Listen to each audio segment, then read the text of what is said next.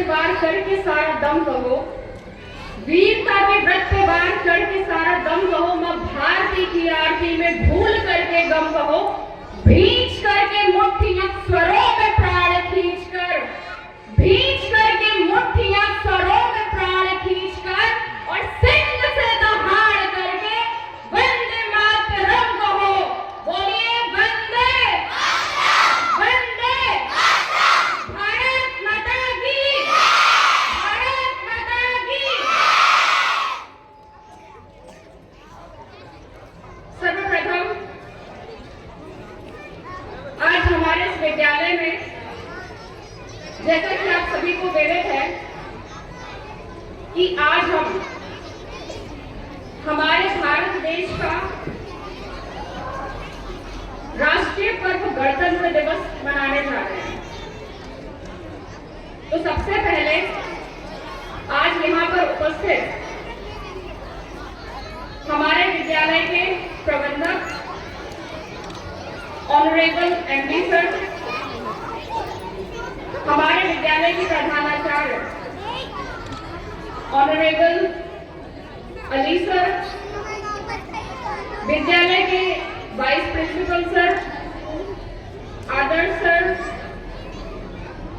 Coordinator ma'am, संध्या ma'am, हमारे सारे वरिष्ठ सीनियर टीचर्स, साथ ही साथ मुझे बड़ी प्रसन्नता हो रही है कि आज काफी संख्या में हमारे बच्चों के अभिभावक, हमारे अतिथिगण, हमारे पेरेंट्स आज यहाँ पर हैं। साथ ही प्यारे छोटे बच्चे, हमारे विद्यालय परिवार का समस्त स्टाफ, हमारे धीरेन भैया, हमारे नफीस भैया, आदरणीय पाठक जी, हमारे गार्ड अंकल आदरणीय मुन्नीलाल जी, सारे स्टाफ मेंबर्स, सारे लोग, मैं आप सभी को गणतंत्र दिवस की बहुत बहुत बधाई एवं शुभकामनाएं देती हूँ। As we all know that Republic Day is a day of great pride and patriotism of our nation. आज का जो दिन है हमारे देश के लिए बेहद महत्वपूर्ण इसलिए है क्योंकि आज ही के दिन यानी कि 26 जैन 1950 को हमारे देश का संविधान लागू हुआ था। And this was the day when our national constitution came into the effect, which made the India as a democratic republic or a democratic country. सुनने में सब कुछ बहुत आसान लग रहा है, बहुत सरल लग रहा है, सीधा साधा लग रहा है, but you need to understand one thing which I would like to share to you all is that कि जो 26 जनवरी तक का सफर है कि आज हम सब यहाँ पर इस सुनहरी चमचमाती धूप में निडर होकर आजादी की सांस ले रहे हैं और ये पर्व मना रहे हैं, तो यहाँ तक पहुँचने का जो रास्ता है वो 23 मार्च से होकर गुजरता है। वही 23 मार्च जब अंग्रेजों ने भगत सिंह, राजगुरु और सुखदेव को फांसी दी। ये 26 जनवरी 27 फरवरी की उस कुर्बानी का सिला है। वही 27 फरवरी जब चंद्रशेखर आजाद ने अल्फ्रेड पार्क में खुद को गोली मारी। ये 26 जनवरी 30 अक्टूबर के बाद नसीब हुई जब लाला लाजपत राय की उन बूढ़ी हड्डियों को जेम्स स्कॉट ने पीट पीट कर मार मार कर तोड़ दिया। ये 26 जनवरी उस 30 जब बापू ने, महात्मा गांधी ने हे राम बोलकर अपने प्राण त्याग दिए और हमेशा हमेशा के लिए हम सभी को छोड़कर चले गए। इतना सुनने के बाद अगर आपकी आंखें भीग रही हैं तो उन आंखों को पोंछिए, उन आंसुओं को पोंछिए और बोलिए अपनी उन आंखों से कि आज ये उदासी का दिन नहीं बल्कि जश्न का और उत्सव का दिन है। ये हमारे लिए आजादी का दिन है, ये हमारे लिए एक पर्व है। इसीलिए आज का जो दिन है वो हमारे देश के लिए हमारे द्वारा किए जाने वाले कर्तव्यों को याद दिलाता है, दिलाता रहेगा। और आज जैसा कि हमारे शिक्षकगण, हमारे सम्मानित अतिथिगण उपस्थित है, तो यहाँ पर उपस्थित प्रत्येक युवा शक्ति का आह्वान करते हुए एक बात जो मैं हमेशा याद दिलाती हूँ, आगे भी याद दिलाती रहूंगी कि भारत देश की परिकल्पना उस वटवृक्ष की समान है। वो वटवृक्ष जिसकी जड़ें हमारी पुरातन संस्कृति है, जिसका तना हमारे लोकतांत्रिक मूल्य है, जिसकी शाखाएं हैं युवा कौशल और जिसकी पत्तियां हैं सबका साथ और सबका विकास। और यदि हम भारत देश को फिर से विश्व गुरु के उस शिखर पर विराजमान होते हुए देखना चाहते हैं तो हम सभी को एकजुट होकर देश के लिए किए जाने वाले अपने कर्तव्यों का ईमानदारी से पालन करना होगा। एक चीज, जब बच्चे यहाँ पर परफॉर्म कर रहे थे, आप सभी ने हॉरर कॉमेडी देखी और ये कहने वाली कोई बात नहीं है और मुझे पूरा भरोसा है आप सभी पर कि आपको ये जरूर पसंद आई होगी। तो मैं एक चीज कहती हूँ कि हमारा भारत देश हमेशा से 3 चीजों के लिए जाना जाता है। वो 3 चीजें क्या है? पहला है क्रिकेट, मानते हैं आप? दूसरा पॉलिटिक्स यानी कि राजनीति, और तीसरा यानी कि बॉलीवुड। तो मुझे बड़ी खुशी हो रही है ये बताते हुए, ये कहते हुए कि ये बिल्कुल सच है, this is damn true that why Bollywood is so famous in all over the world.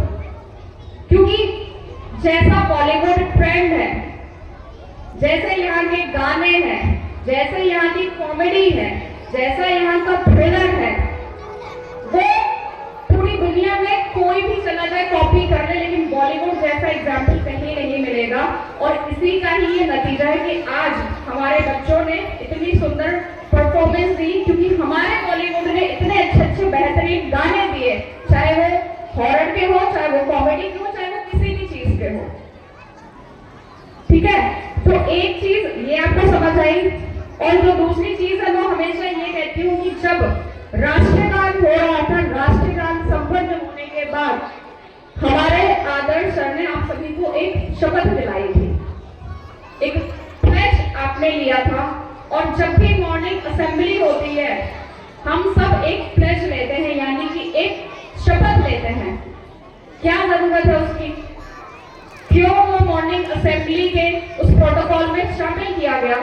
वो इसलिए शामिल किया गया कि अगर आप भूले भटके देश के प्रति अपने कर्तव्यों को भूल जाएं तो वो आपको याद आता रहे।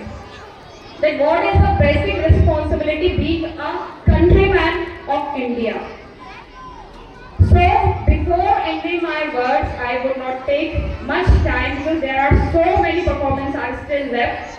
So one thing I would like to share at last to you all, that today let's pledge to be the responsible citizen and contribute to the progress and prosperity of our nation. हमको ये शपथ लेनी चाहिए कि हम responsibility के साथ अपने देश के लिए किए गए जो भी हमारे ड्यूटीज हैं, कर्तव्य हैं, कुछ भी हो, if you are being a student you have to study well. Being a responsible teacher of this institution, it is your responsibility that you have to teach well. Being the director of this institution, this is my responsibility that everything should be done in a good way, in a mannerful way. Being the principal of this institution, the duty of our respected principal sir is that everything must be done in a good way, in a responsible way. हम सभी की, प्रत्येक व्यक्ति की कोई ना कोई जिम्मेदारी है. जरूरी नहीं है कि अगर मैं टीचर हूँ तो मेरी रिस्पॉन्सिबिलिटी सिर्फ पढ़ाना है, अच्छे संस्कार देना. पेरेंट्स की जिम्मेदारी ये नहीं है कि आपने अपने बच्चे का दाखिला किसी विद्यालय में करा दिया तो हमारी जिम्मेदारी खत्म हो गई. नहीं, पेरेंट्स की एक बात कहती हूँ मैं, पेरेंट्स की जिम्मेदारी क्या है कि अगर आपका बच्चा इस विद्यालय में अन्यथा किसी और भी विद्यालय में अध्ययनरत है तो ये आपकी जिम्मेदारी है कि आप बच्चे का आकलन समय पर करते रहें. I have seen this so many times that we have to call to the respected parents that tomorrow is a parents meeting and you have to be there. We call so many times, but still we get the information from the parents. We get this कि हमें तो कोई जानकारी नहीं थी. बच्चा तो आपको बताता होगा कि कल पेरेंट्स मीटिंग है. कोशिश करिए कि जब भी आपको विद्यालय में बुलाया जाता है आप कृपया करके जरूर आए. ये आपकी जिम्मेदारी है.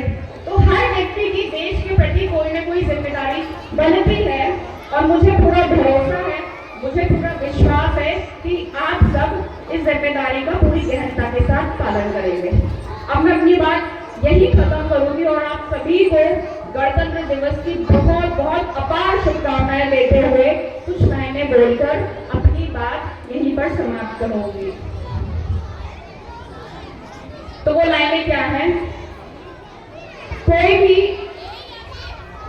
लोकतंत्र का पर्व तब तक अधूरा माना जाएगा जब हम अपने बुंदेलखंड की वीरांगना रानी लक्ष्मीबाई को याद न करें.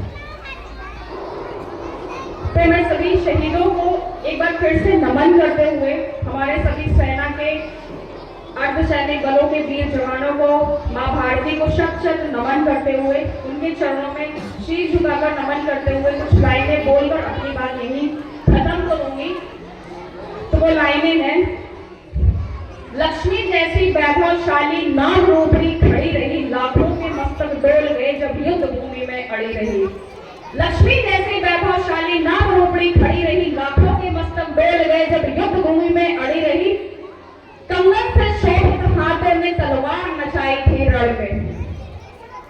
अगर कोई स्त्री कंगन पहनती है तो उसे शौर्यता का और वीरता का प्रतीक माना जाता है, क्योंकि हमारी लक्ष्मीबाई कंगन से शोभित हाथों में तलवार नचाई थी रण में. रानी रानी तो बची नहीं, दुर्गा का रूप हुई छल में. उसने कर्तव्य निभाया पर ममता का साथ नहीं छोड़ा.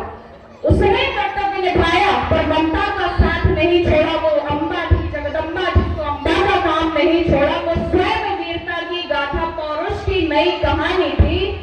वो स्वयं वीरता की गाथा पौरुष की नई कहानी